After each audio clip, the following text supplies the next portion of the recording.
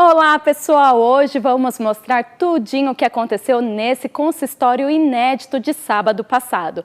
Tem notícias sobre Bento XVI, tecnologia em favor dos pobres e decoração natalina e muito mais coisas para você ver. Você já deixou o seu like, se inscreveu no nosso canal, ativou o sininho? Ainda não? Então vai lá que já vamos começar.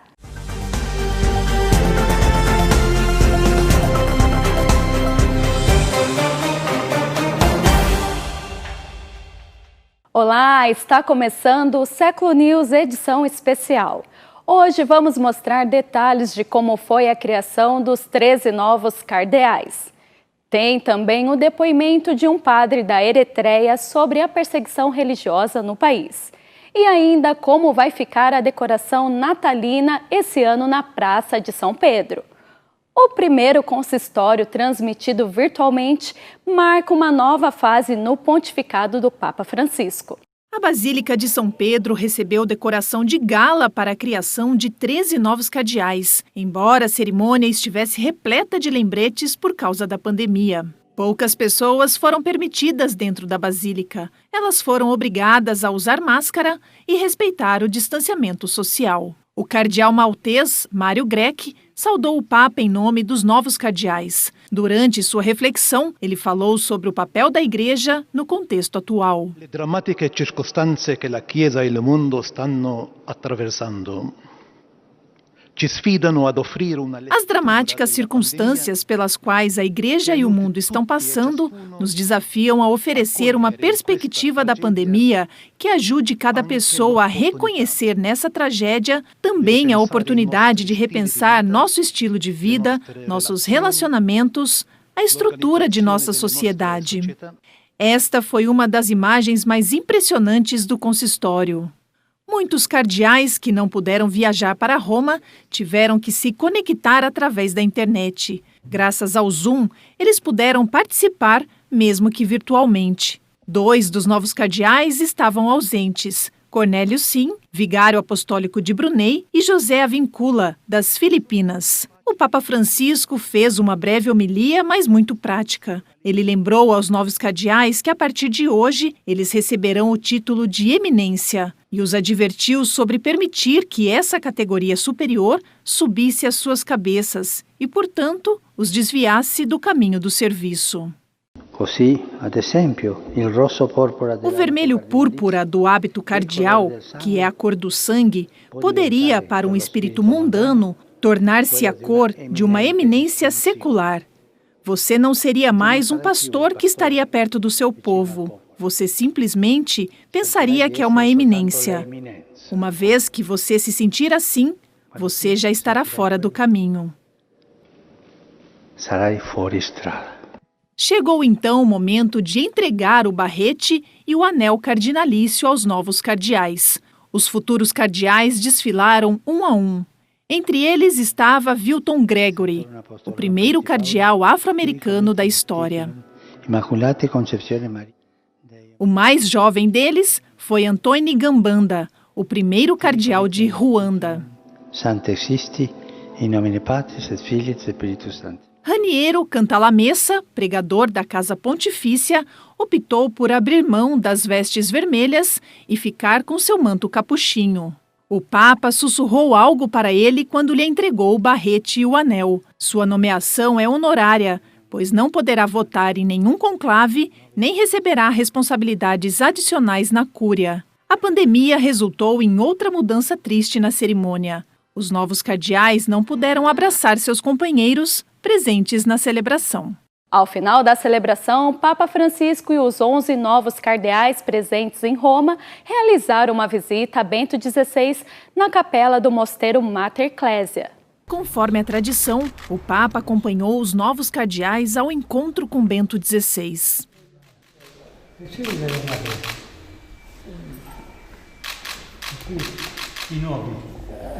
Georg Ganswein, secretário de Bento XVI, os apresentou um a um.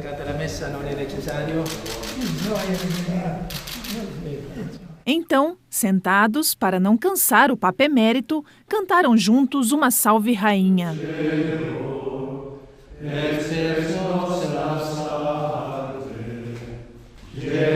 Papa Francisco se despediu com um pedido. Ao saírem, todos, incluindo o Papa Francisco, colocaram suas máscaras, mais um símbolo deste consistório pandêmico. Em cerimônia de abertura do Tempo do Advento, o Papa Francisco deixa um recado forte aos novos cardeais. Devemos ter cuidado para não cair na tentação de buscar a fama. O Papa Francisco e os novos cardeais cruzaram o corredor central da Basílica vestindo mantos roxos, a cor característica do Tempo do Advento, que começou com aquela cerimônia. A pandemia interrompeu o que deveria ter sido uma celebração alegre e o número total de participantes não ultrapassou os 200. Em sua homilia, o Papa Francisco retomou as advertências e conselhos aos novos cardeais. Ele disse que o cristão deve ter cuidado para não cair na tentação de buscar a fama. Se siamo attesi in cielo, perché vivere di pretese terrene? Se somos esperados no céu, por que devemos ser tomados por preocupações terrenas? Por que devemos nos preocupar com dinheiro, fama, sucesso? Tudo isso vai passar? Por que devemos procurar patrocinadores para ajudar no avanço de nossa carreira? Todas essas coisas passam. Esteja vigilante. O Senhor nos diz. Tudo passa. O Papa também lembrou o perigo de não pensar nos outros ou ajudá-los. Ele disse que os indivíduos egoístas são sempre deixados sozinhos, dependentes de reclamações e teorias de tramas. Imediatamente começamos a reclamar de tudo e de todos. Passamos a nos sentir vitimados por todos e acabamos nos preocupando com tudo. É um ciclo vicioso. O Papa propôs 2 remédios. O primeiro, a oração. Ele disse que é como a respiração da alma, que é essencial. Em segundo lugar, recomendou viver com grande intensidade os atos de caridade para com os outros. A cerimônia não teve procissão de ofertas e foi mais curta que o normal. Todos os participantes usaram máscara de proteção e mantiveram distância. O Papa Francisco concluiu com este gesto, que se tornou quase um hábito durante a pandemia. Através de uma carta divulgada nas redes sociais, Papa Francisco se opõe fortemente ao aborto e mostra apoio a mulheres da Argentina. O Papa Francisco afirma que se opor ao aborto não é uma questão primariamente religiosa, mas de ética humana e, portanto, independente de qualquer confissão religiosa. Estas foram as palavras que ele usou em uma carta em que respondeu a mulheres de diferentes bairros da Argentina. Elas pediram que ele intercedesse contra o projeto sobre o aborto que será debatido no Congresso. A resposta do Papa é semelhante à que deu em sua viagem de volta da Irlanda em 2018, quando a legalização do aborto estava sendo debatida na Argentina. Na época, a Câmara dos Deputados aprovou, mas o Senado rejeitou. Noi non siamo contro l'aborto per la religione, no. É um problema humano. A questão do aborto não é uma questão religiosa. Não nos opomos ao aborto por motivos religiosos. Não, é uma questão humana e deve ser tratada como tal. Considerar o aborto partindo da religião é ignorar esse pensamento. A questão do aborto deve ser estudada do ponto de vista antropológico. O problema dell'aborto va studiato dalla antropologia. Na Argentina, o debate voltou à mesa e, em sua carta, o Papa apoia as mulheres contra o aborto. O Papa propõe enfrentar a questão considerando se é justo eliminar uma vida humana para resolver um problema e se é justo contratar um assassino para resolver um problema. A carta do Papa Francisco é datada de 22 de novembro e foi divulgada nas redes sociais.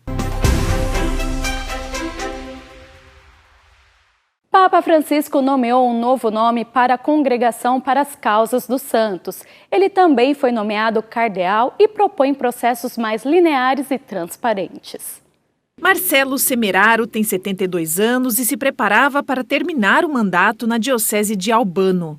No entanto, o Papa Francisco colocou à frente de um dos cargos com maiores responsabilidades, o escritório que administra tudo relacionado com as causas dos santos, uma congregação à qual já pertencia há uma década. Se trata de recominciare. É como recomeçar. Eu diria como João 23 disse uma vez e como São José fez: eu levo o burro para outro lugar, eu o levo para outra direção. Além disso, o Papa anunciou que o nomeará cardeal em 28 de novembro. Ele recebeu a notícia enquanto assistia à TV. Felizmente, eu estava sozinho em casa e fui capaz de me acalmar pouco a pouco. Não é a primeira vez que o Papa Francisco o deseja como um colaborador próximo. Ele foi secretário do Conselho de Cardeais por 7 anos. Muito parecido com uma igreja em movimento.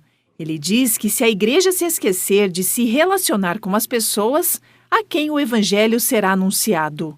O fato é que ele gosta de estar com o povo e não se esquece de sua terra natal.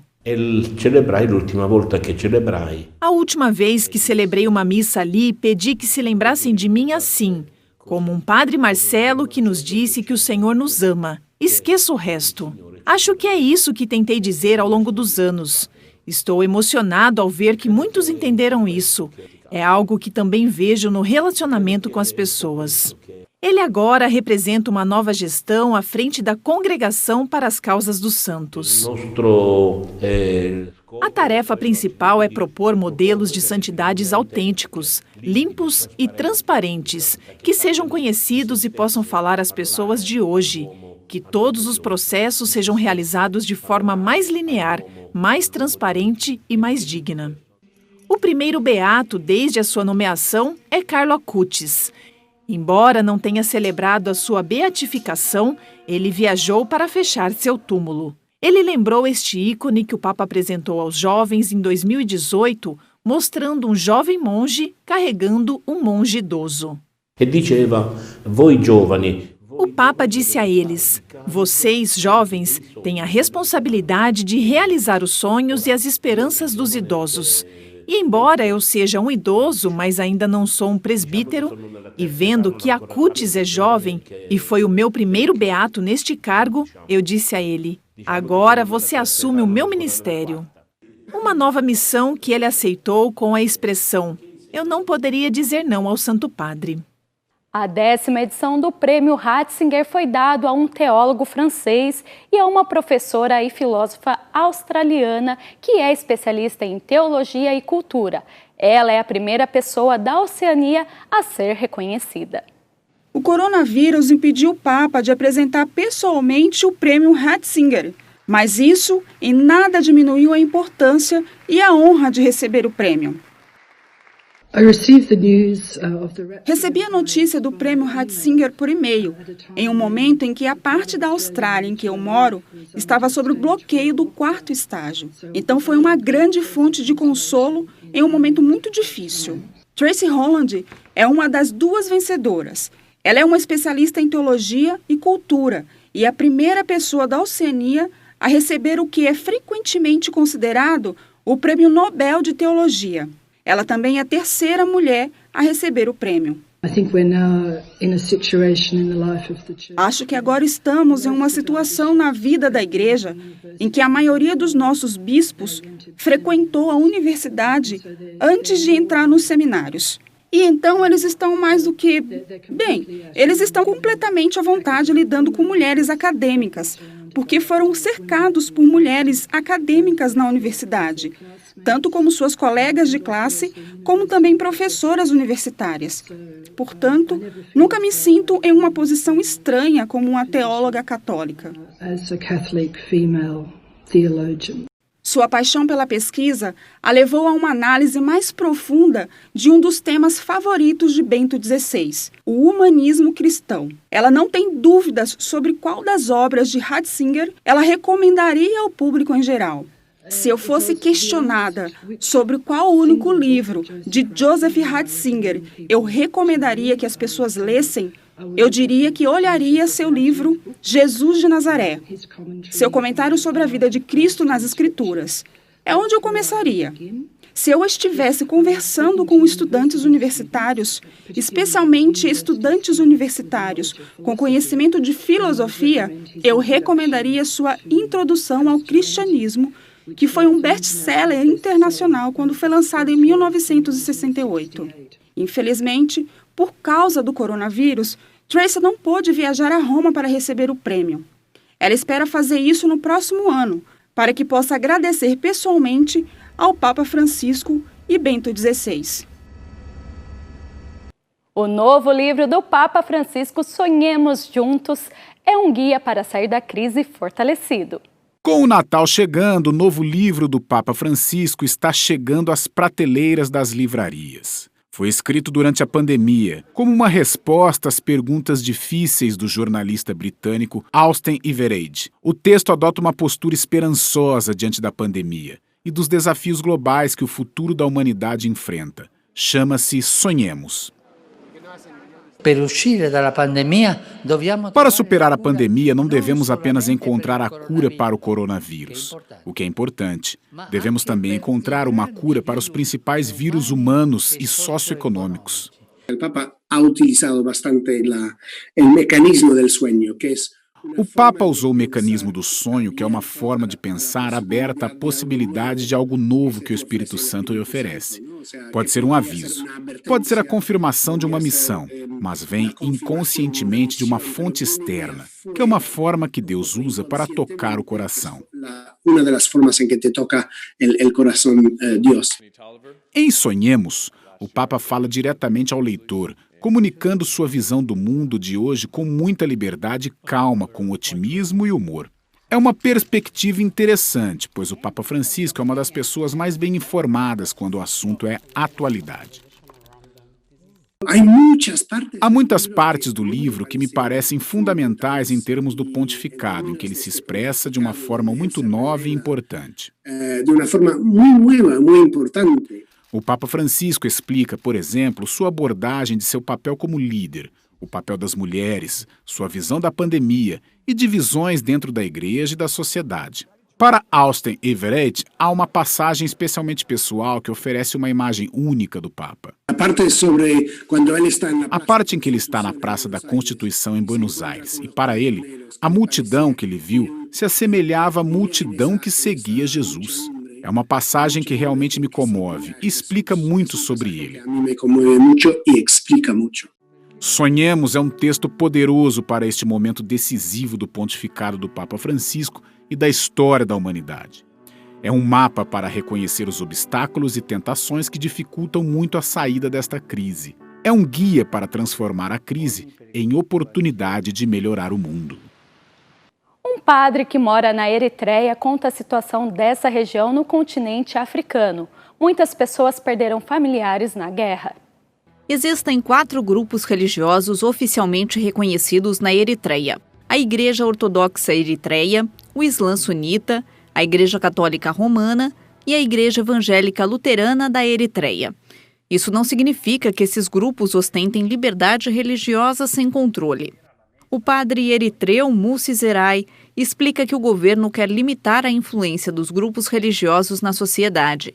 Quer dizer que eles têm permissão para orar e adorar, mas não podem realizar trabalhos de caridade em suas comunidades. O governo fechou nossas escolas, nossas clínicas, nossos hospitais. Eles também impuseram uma série de restrições à liberdade de imprensa, já que o governo também fechou todas as agências de mídia da Igreja Católica. Padre Zerai explica que os bispos católicos do país escreveram cartas públicas para protestar contra essas ações. Eles também tentaram a diplomacia, eles tentaram a mediação, esperando que o governo ouça e responda, porque o que a igreja faz é para o bem de toda a população. Em nossas clínicas, tratamos 200 mil pessoas a cada ano. São 200 mil não católicos. Então, nossos serviços não são exclusivamente para os católicos. Não católici, quindi não era exclusivamente um serviço ai católici. Essas limitações e violência obrigaram inúmeras pessoas a deixar suas casas e ir para os países vizinhos, incluindo a Etiópia, onde Padre Zerai diz que há pelo menos 90 mil refugiados eritreus espalhados pelos 4 principais campos da região de Tigrei, que é devastada pelo conflito. O Tratado de Paz, assinado há 2 anos entre os governos da Eritreia e da Etiópia, acendeu nos refugiados a esperança de finalmente poderem regressar a casa e recomeçar a vida no seu próprio país. Isso nunca aconteceu, pois a ideia de paz permaneceu apenas no papel. É por isso que a Igreja Católica e organizações internacionais continuam buscando uma solução definitiva e de longo prazo para ajudar essas pessoas a voltarem para suas casas ou se integrarem em novos contextos, com acesso à educação, ao mercado de trabalho e à assistência médica. Tudo isso enquanto atendia às suas necessidades imediatas, como vítimas deslocadas da guerra e da perseguição. A tecnologia chegou aos serviços sociais. Você vai conhecer o criador de um aplicativo que permite doações a pessoas necessitadas. Este é o aplicativo Tucum. Ele permite que os usuários doem dinheiro que a organização Caritas dará a pessoas necessitadas de uma forma um tanto incomum, com um cartão. Não propusemos formas tradicionais de ajuda como refeitórios populares ou bancos de alimentos. Eles são ótimos, mas têm seus limites e podem ser humilhantes para as pessoas que recebem ajuda. Em vez disso, damos esse cartão às pessoas, para que possam comprar mantimentos nas lojas participantes. É como um cartão de débito, mas não usa dinheiro real. Ele não usa dinheiro para garantir que os beneficiários usem o cartão para a compra apenas de itens necessários. Gian Donato se descreve como um missionário empreendedor. Participou do evento Economia de Francisco, promovido pelo Papa em Assis. Passou anos estudando como melhor ajudar os outros. E esse aplicativo é um exemplo concreto do que se propõe, uma economia baseada na fraternidade. A ideia é que as pessoas se comprometam a ajudar concretamente seus vizinhos necessitados e não a doar simplesmente por obrigação. Sou economista e lido com extrema pobreza. Trabalho com os pobres e procuro maneiras de acompanhá-los no caminho da promoção social. Propomos viver a caridade de uma forma diferente e mais inclusiva. Quando faço um ato de caridade, não preciso mais ser indiferente. Eu não apenas dou $1 e me esqueço de tudo. Gian Donato compilou suas ideias e reflexões em 2 livros. O Papa Francisco preparou um prefácio para o último, Luz em Abundância. O aplicativo Tucum faz parte de um projeto maior liderado por Gian Donato Sálvia e seu irmão. É uma startup de tecnologia com uma missão social. Chama-se Acutis, em homenagem ao jovem beato que era apaixonado por tecnologia. Com essa iniciativa, esperam lançar outros projetos, como o Tucum, e promover uma economia mais fraterna. A Praça de São Pedro se prepara para o Natal com a árvore que chegou da Eslovênia nesta segunda-feira e que marca o início do tempo do Advento. A inauguração oficial da decoração de Natal está marcada para o dia 11 de dezembro. A árvore de Natal, que vai enfeitar a Praça de São Pedro, finalmente chegou ao destino. Ela vem da região sudeste da Eslovênia. Pesa 7 toneladas e tem 75 anos. Foi plantada logo após o fim da Segunda Guerra Mundial.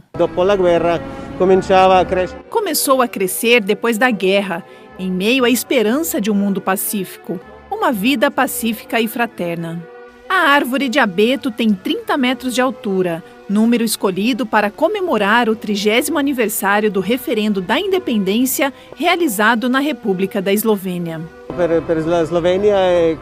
Esta é uma oportunidade muito especial para a Eslovênia. Estamos muito orgulhosos de poder apresentar a árvore de Natal pela segunda vez. Como disse, é um ato simbólico com o qual iniciamos essas comemorações, lembrando também os 30 anos de história do nosso país. Jacob Stanf, embaixador da Eslovênia junto à Santa Sé, está muito feliz por ter trazido um pouco do seu país para a Praça de São Pedro. A iluminação inaugural da árvore acontecerá na sexta-feira, 11 de dezembro. Ela ficará na Praça de São Pedro até o final da época de Natal, em 10 de janeiro de 2021.